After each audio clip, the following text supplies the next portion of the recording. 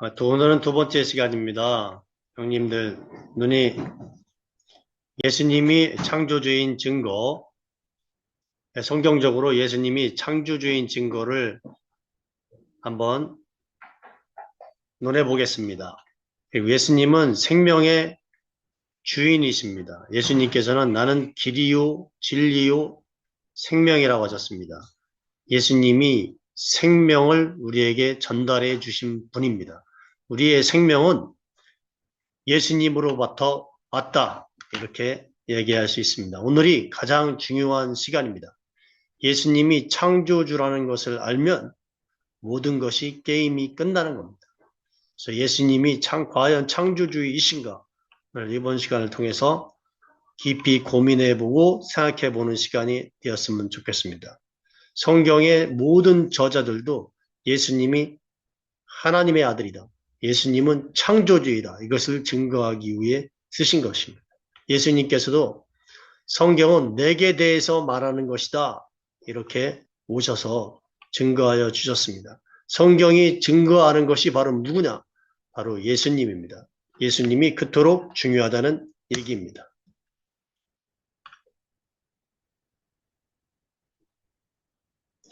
요한복음 1장 3절에서 1절에서 3절까지 보면 태초에 말씀이 계시니라. 이 말씀이 하나님과 함께 하셨으니 즉 이 말씀이 곧 하나님이시라. 만물이 그로 말미암아 지은 바 되었으니 지은 것이 하나도 그가 없이는 된 것이 없느니라. 이렇게 말씀하셨습니다. 태초에 말씀이 있었다는 얘기입니다. 근데 이 말씀이 바로 누구냐? 말씀이 바로 예수 그리스도를 뜻한다는 것입니다. 그리고 예수 그리스도를 뜻하고 이 예수 그리스도가 창조주이시다. 이렇게 성경은 이야기하고 있습니다. 그런데 진화론에서는 태초에 무엇이 있었냐? 에너지가 있었다. 이렇게 얘기합니다. 이게 빅뱅 이론인데 에너지가 폭발해서 지금 우주가 만들어졌다. 이렇게 이야기합니다. 그런데 여기서 실수는 뭐냐? 이 에너지는 어디서 왔는지 진화론은 설명할 수 없습니다. 이 에너지가 무엇인데 에너지가 창조를 합니까? 에너지가 원자를 만들고 분자를 만들고 생명을 만들고 양심을 만들고 이성을 만듭니까? 물질이 결합하면 이성이 나옵니까? 이 진화론은 썰입니다. 주장입니다. 말뿐입니다. 과학이 아닙니다. 그냥 과학책에 나온다고 해서 과학이 아닙니다. 그냥 주장일 뿐입니다. 에너지는 우리가 지금 현실 세계에서 볼 수 있듯이 에너지에는 창조의 능력이 없습니다. 에너지가 폭발했다고 원자와 분자가 만들어지고 식물이 만들어지고 동물이 만들어지고 생명체가 만들어진다는 건 어불성설입니다. 그리고 이 에너지가 폭발할 때 폭탄이 떨어져서 폭발하면 무질서하게 흩어집니다. 폭탄은. 그런데 이 우주를 보면 질서정연하게 움직입니다. 이게 과학에는 연력학 제2법칙이라는 것이 있습니다. 이거는 법칙입니다. 항상 성립하는 겁니다. 이 연력학 제2법칙을 엔트로피 법칙이라고 하는데 이 무질서의 법칙이라고도 합니다. 이 우주가 만들어진 이후로 이 우주는 계속해서 무질서하게 흩어진다는 얘기입니다. 그래서 최종 무질서함이 도달했을 때 결국 멸망하게 된다. 이런 얘기인데 그런데 이 우주를 보십시오. 이 우주는 질서정연하게 돌아갑니다. 하나라도 그 질서에 어긋나게 되면 큰 재앙이 일어납니다. 그래서 성경에서 얘기하는 이 말씀, 그리스도가 말씀으로 세상을, 이 우주를 지었다는 얘기입니다. 그래서 말씀으로 하나님께서 이 우주를 붙들고 계시고 이 우주를 관리하고 계시기 때문에 지금 이 우주가 평안하게 돌아간다. 성경은 이렇게 이야기하고 있습니다. 진화론은 아무것도 설명할 수가 없습니다. 그냥 주장일 뿐입니다. 말뿐입니다. 바로 거짓말이라는 얘기입니다.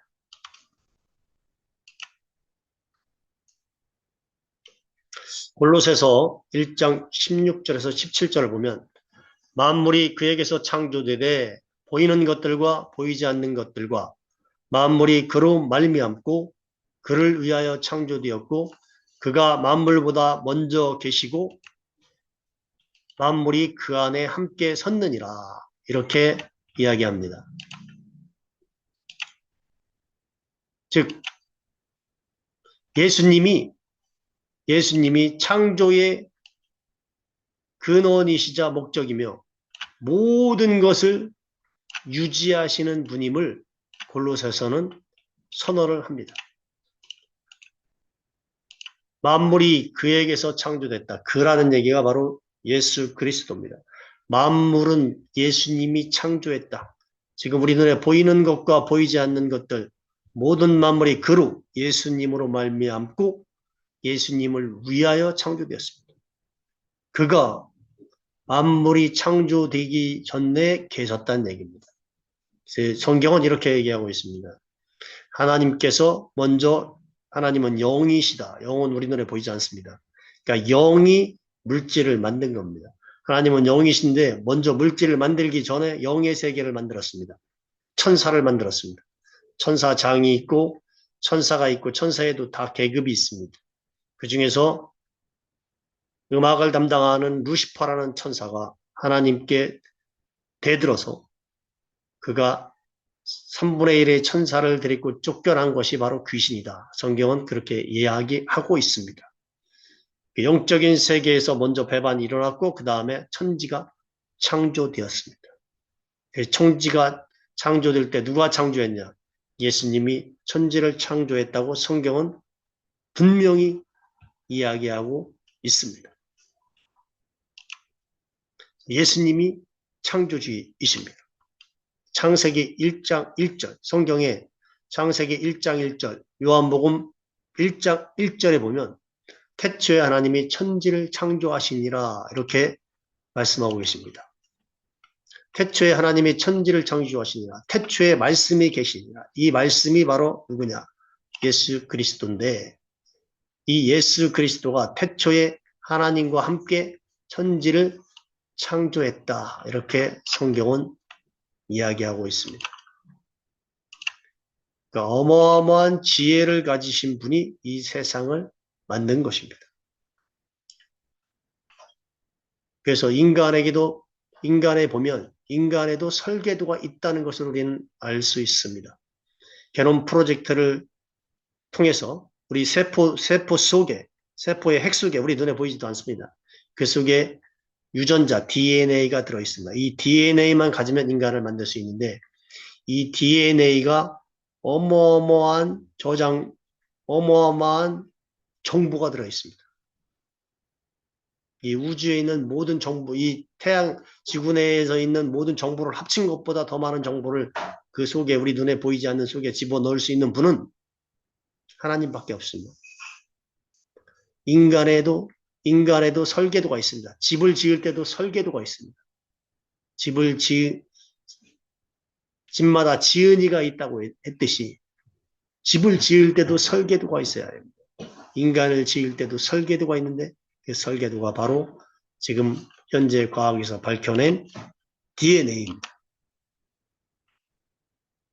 시편 33장 6절에서 요한계시록 19장 13절에 보면 여호와의 말씀으로 하늘이 지음을 받았으며 그의 이름은 하나님의 말씀이라 칭하더라. 이게 계시록의 19장인데 그 이름은 예수님입니다. 예수님이 재림할 때 하나님의 말씀, 즉 하나님의 말씀이 곧 예수님입니다. 그런데 말씀으로 하늘이 지음 받았다 했으니까 말씀하시는 분이 예수님이고 말씀으로 지음 받았다고 했으니까 결국 예수님이 하늘을 지으신 겁니다. 첫째 날에는 하나님이 빛을 지으시고 둘째 날에 궁창을 지었습니다. 하늘도 세 가지 하늘이 있다고 성경은 얘기합니다. 첫째 하늘에는 지금 지구의 하늘이고 둘째 하늘은 우주의 하늘인데 거기에 사단이 머물고 있고 셋째 하늘은 눈에 보이지 않지만 그곳에 하나님이 계신다고 성경은 이야기하고 있습니다.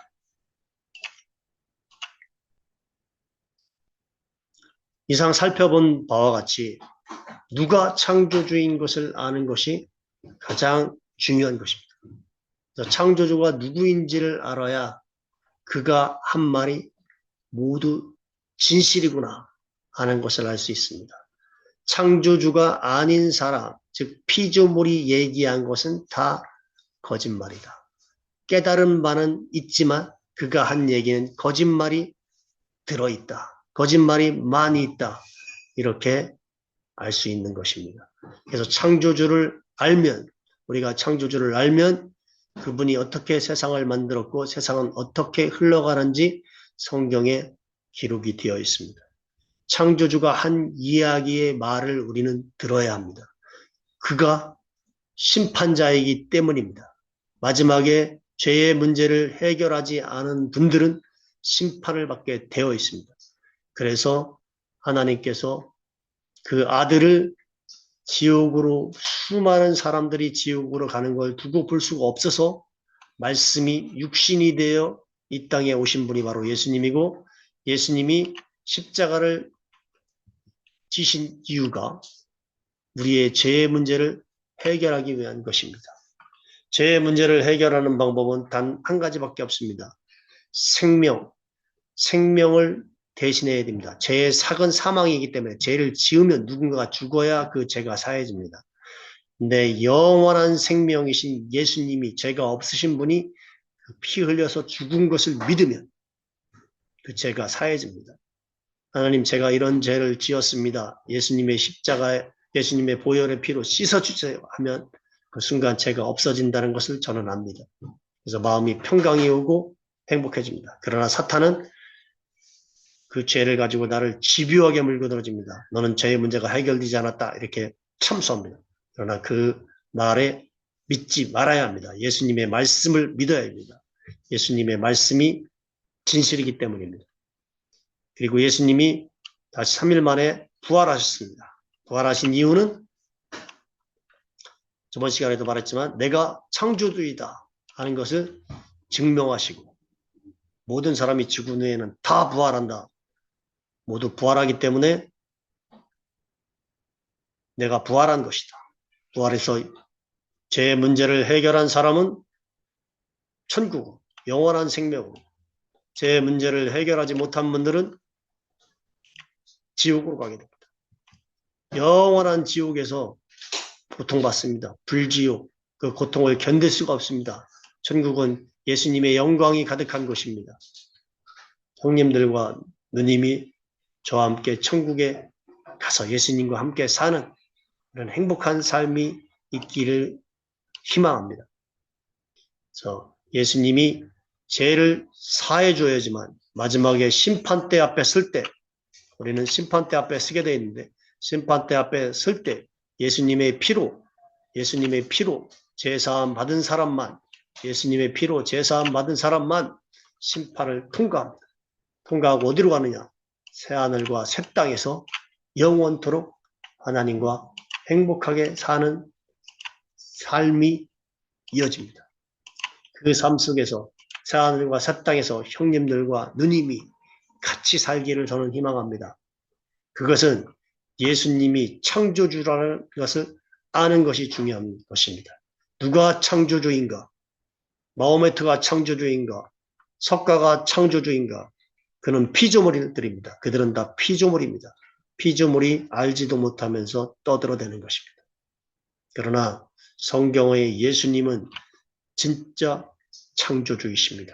제가 만난 하나님은 창조주이십니다. 그분은 세상이 어떻게 흘러갈지 성경에 다 기록해 놓았습니다. 우리가 고통받는 이유도 죄 때문입니다. 죄의 문제를 해결하는 분, 그분을 예수님께서는 의롭다고 하십니다. 깊이 회개해야 됩니다. 회개라는 것은 뭐냐? 내가 예수님을 알아봐야 되겠다. 예수님이 창조주인지를 내가 오늘 알아봐야 되겠다. 이런 마음이 들어오는 것이 회개입니다. 그래서 성경을 읽어야 합니다.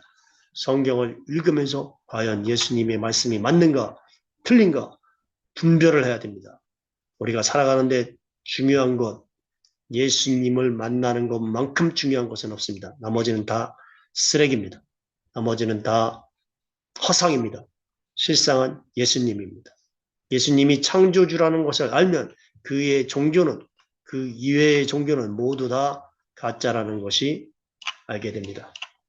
진화론도 마찬가지입니다. 진화론도 거짓말입니다. 거짓말 중에 거짓말이 진화론입니다. 진화론은 론입니다. 론, theory, 주장, 말뿐입니다. 증명할 수가 없습니다. 생명이 어떻게 진화됐는지 증명할 수가 없습니다.